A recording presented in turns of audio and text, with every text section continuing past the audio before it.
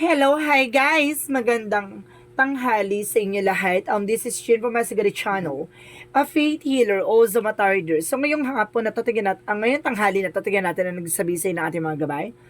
This is weekly gabay for the month of December 15 hanggang December 21 for the sign of Cancer. So, Cancer, welcome to my channel.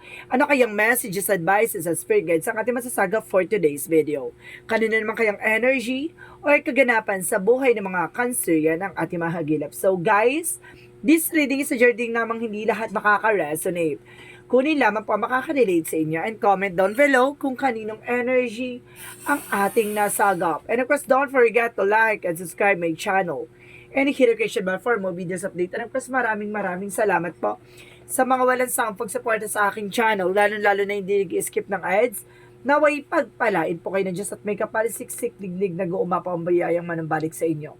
So guys, nandito na tayo. So umpisahan na natin ang laban.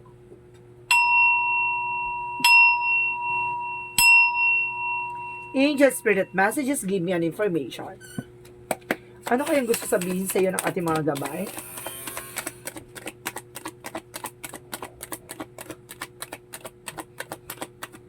So, there's a magician. So, guys, there's a magician. Oh, ibig sabihin dito, there's a manifestation na may mga bagay na unti-unti ka na mamamanifest dito.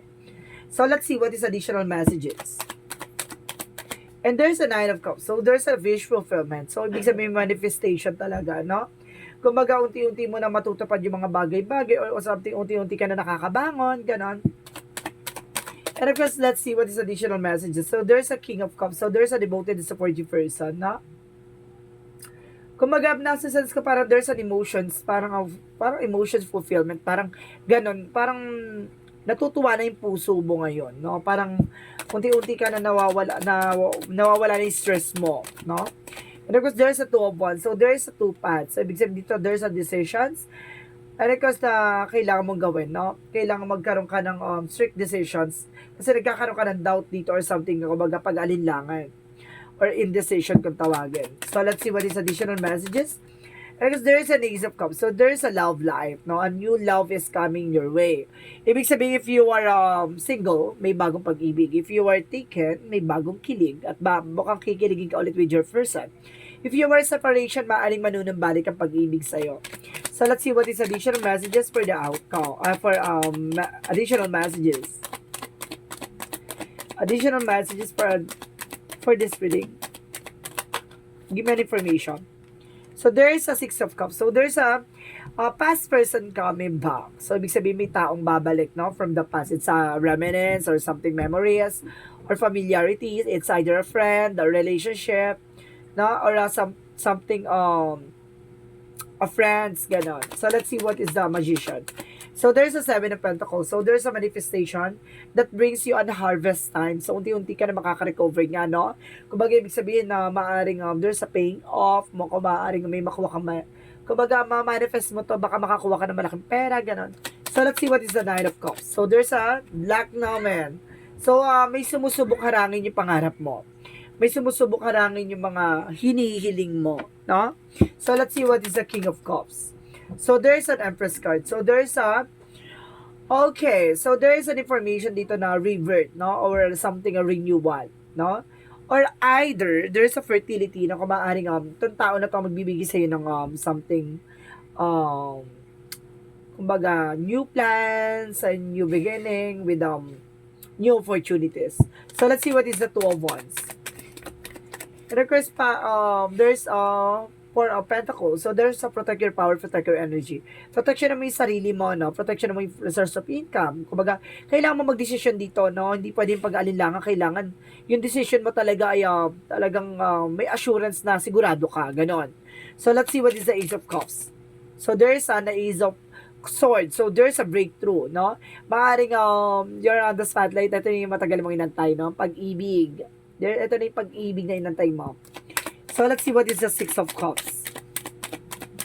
What is the Six of Cups? So there's a Chariot card. So there's an action. So some of you, there's an homecoming with your relatives, ganun, or something, friends, or something, partnership. Maaaring may uuwi, no? Galing sa ibang bansa, or some of you, may magbabalikan, no? There's a reconciliation. So, ibig sabihin, it either na, kumbaga nagkaroon ng separation, at of course, or long distance relationship, maaaring babalik na yung person mo.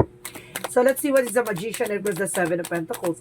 And of course, nakakasense din pala ako ng vacation dito. Maaaring magbakasyon. May tao magbabakasyon sa bahay nyo or ikaw magbabakasyon sa kanila. And of course, there is a Four of Swords, no? Kumbaga, listen to your intuition and listen to your gut feeling. Kailangan makikinig ka sa iyong intuitions and of course, sa iyong vibrations, no? Kumbaga, may mga bagay na gusto mo kang mamamanifest, no? And of course, alisin mo daw yung fear. There's a fear dito, Alisin mo yung takot at pangamba mo. Kasi baka magsilbing blockages yan. And I guess there's a Page of Swords. So, get more information. Na marami ka pa makukuha ng informasyon dito. So, let's see what is the King of Cups and the Empress card. So, there's a Strength card. So, ibig sabihin dito, there's an energy for confidence. So, kailangan mo magkaroon ng confidence, no? Kailangan mo maging matapang, no? At lumaban at kumbaga magsimula ng panibagong negosyo or panibagong trabaho, parang ganon. So, there's a either na, kumbaga itong tao na to, ang bilis mo mapaamo, parang gano'n. Because let's see what is the Two of Wands and of course the Four of Pentacles. Because there's a Eight of Pentacles. So, there's a focus na kailangan mag-focus na sa financial income mo or finance or resource of income mo. Kailangan mag-focus dyan. And of course, kailangan mo mag-decision. Di pwede pag-aalilangan or something. Nagkakaroon ka ng doubt. Iwasan mo yung ganyan. So, let's see what is the Ace of Cups. And because the Ace of Swords, so there's a breakthrough by the lovers, no? Kumbaga talagang matatagpuan mo yung taong magmamahal sa'yo. Parang matatagpuan mo na siya. At maaaring darating na siya. At magdadala sa'yo ng mental clarity, worries, kumbaga maalis sa'yo yung worries mo. And because there's the Hangman. So, ibig sabihin dito, maaaring nagkaroon ng delays. And because of the devil, no?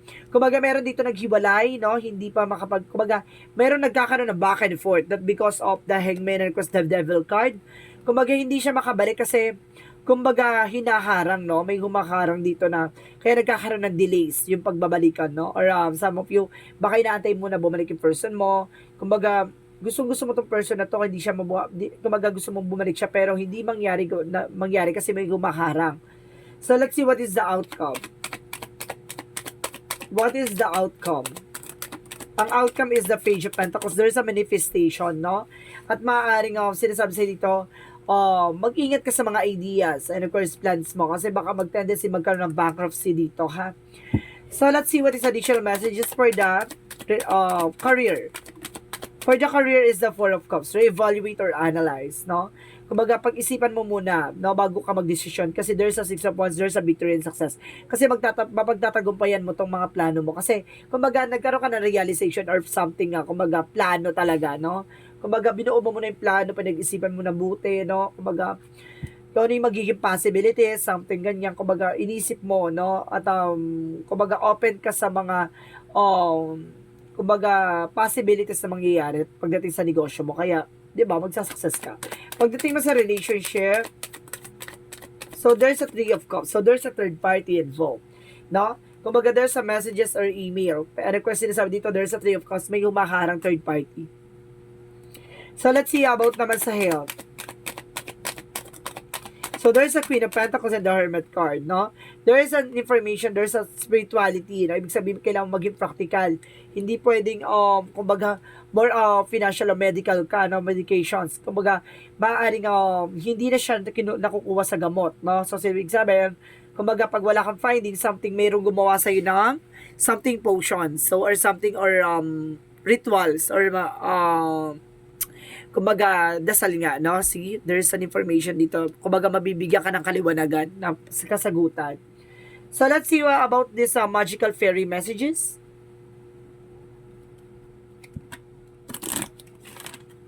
What is the magical fairy messages? So, your wish is granted. So, maaaring matupad na yung pangarap mo. Your wish is granted. So, let's see what is the Yin and Yang Oracle card. Kasi there's a wish fulfillment, eh. Kailangan mo lang makakuha ng informasyon kasi yun nga, di ba? Kumbaga nagkakaroon ng delays kasi that because may taong gumagawa ng para hindi matupad yung mga bagay na yun. And of course, I told you, there's a third party, no? May third party talagang involved. And of course, there is a facade. No? Ingat ka kasi nagbabalat kayo to na maaaring kaharap mo na yung tao na yan. Na inggit sa'yo. Ang laki ng inggit sa'yo nito. Consider inggit lang. There's a union, no? There's a reconciliation talaga. May magbabalikan talaga dito. Possible talaga. So, let's see what is additional messages for magical, chakra. For the chakra messages for you, what is additional messages? There's a growth, no? Kumbaga yung may ugat ng eksena na to, no? Mukhang magkakaroon ng growth and expansion. And of course, there's a complacency. Ibig sabihin dito, wag mong hayaan mahuli ang lahat. Wag mong hayaan, diba? Kumbaga pagsisihan mo, no? So, let's see what is the energy. Let's see what is the energy.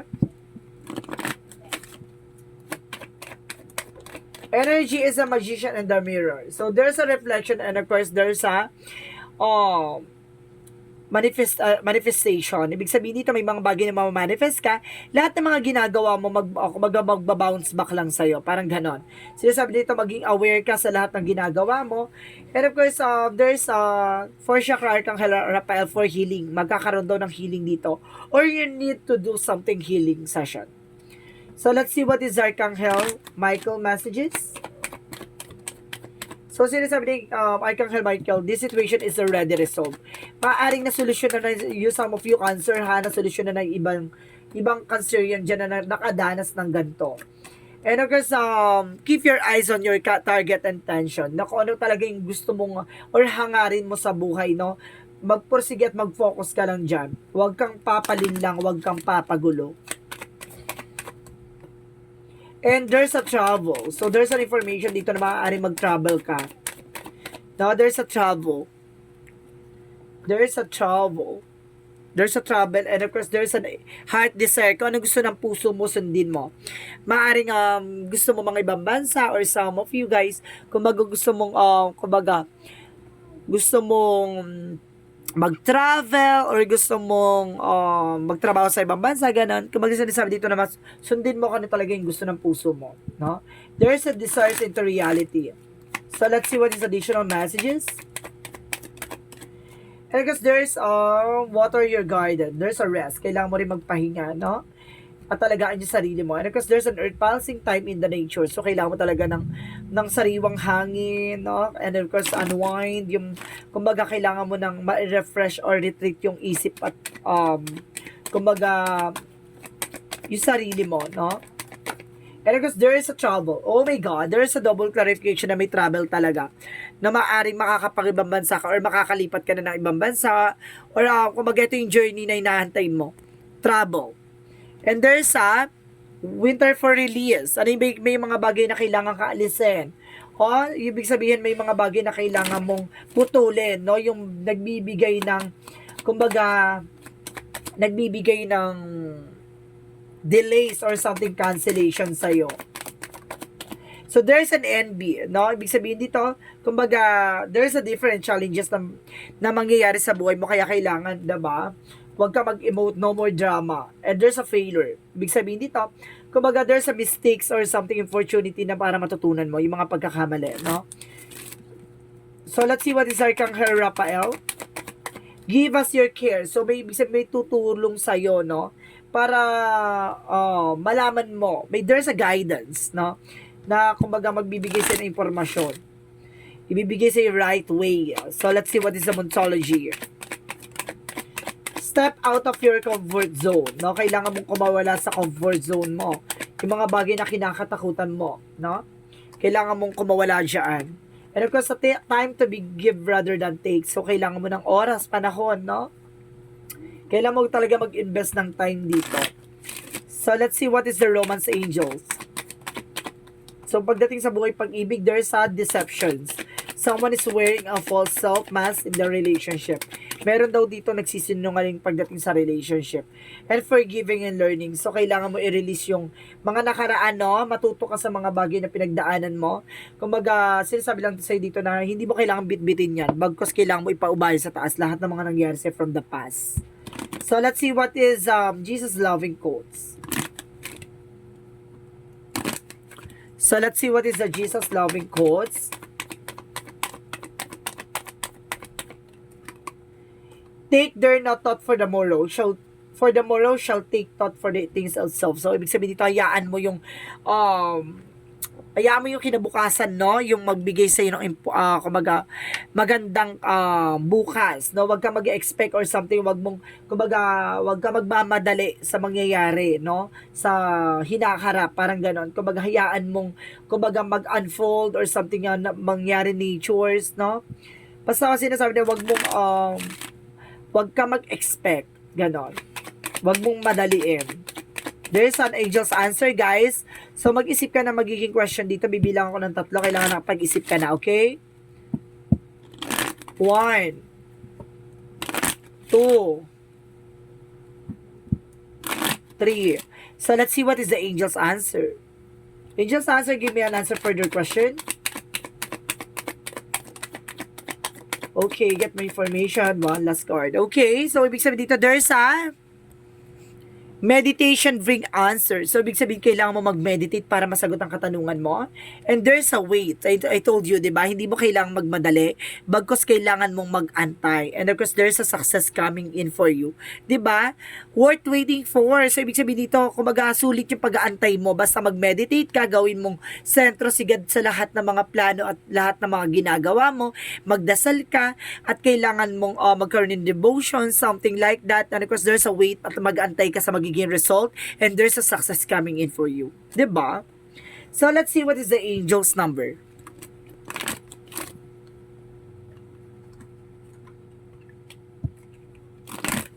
So, let's see what is the angel's number. Angel Spirit, God, please give me information.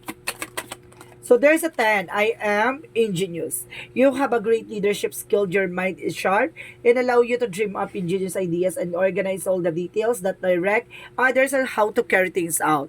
So, ibig sabihin, no, kaya mo maging, kumbaga, something leadership or something leader, no? Or something pinuno or something na, kumbaga, namumuno ka, no?